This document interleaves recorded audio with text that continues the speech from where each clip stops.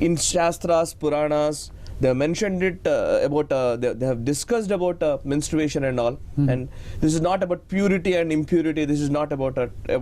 But today, the modern youngsters, how to look at these issues and how to discuss, how to converse all these issues. What you want to tell to modern youngsters? Yes. First, I want to tell something to the parents. They should stop discouraging kids when they ask questions. This is the biggest disadvantage the Hindu society have had today, because you ask something of a cultural question, a young girl starts menstruating and she's told, don't go to temple, don't go to the puja room at the home during your periods. She asks why. Natural curiosity. They say, no, just do as I told. This attitude no longer works. It may have worked maybe 200 years back, but we see today that it did not work even then, because the practice has transmitted, the knowledge behind the practice was left behind. As a result, the practice is being diluted as we speak.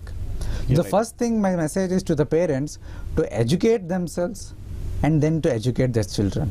And now the second message is to the youngsters to educate yourself so that you can educate your children in the future. So that is the main thing, to speak openly.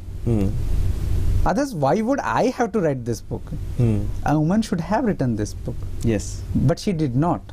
Yes. So I have taken this task upon me. And I don't find it anything wrong in that. Everybody should be able to speak about it, because that is the complaint. The men don't speak about it. So I am speaking about it. And my message is all youngsters should take initiative to discuss about it, to read about it, to inform themselves about it. Yes. So 3 years I spent on this. Some may laugh at it. On this menstruation, just a small, 3 days bleeding. What is there? What have you written for 300 pages in this book? There is much to learn from our own culture, the cultural context, because what we are taught in school today is just reducing it to a merely biological phenomenon. There are serious consequences. I hope I am not digressing. I want to mention this because there are serious consequences of this reductionism, where we are reducing menstruation into merely a biology. It is a biological phenomenon. There is no doubt about it. Nobody denies it. That is meaningless to say that it's not.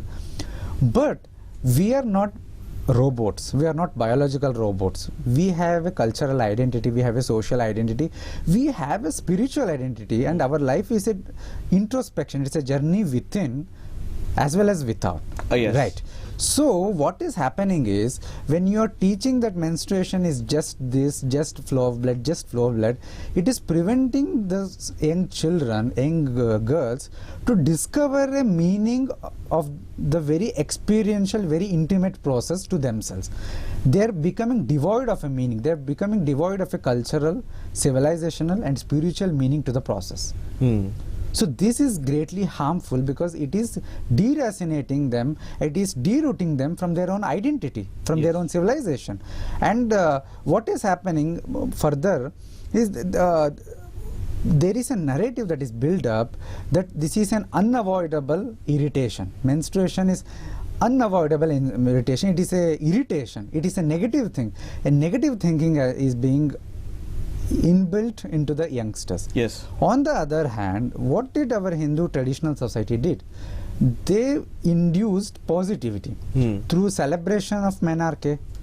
She was, you have to read the stuff, how communities celebrated. Yes. They gave her a new sari. They make her sit at the top like a, queen or somebody. Everybody gave her, did her aarti like as if she was a deity, gave her clothes, gave her fruits, all those things.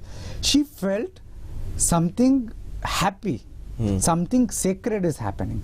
And our text clearly says that menstruation is a healing process, it's a self-purifying process, it is a sacred process. Sacred process. And there are interviews, of rural women in Odisha, where they have said, see, it is not just I bleed, I am just following my divine mother. In Odisha they celebrate a festival called Raja Parva. They celebrate the menstruation of the Bhumi Devi every year.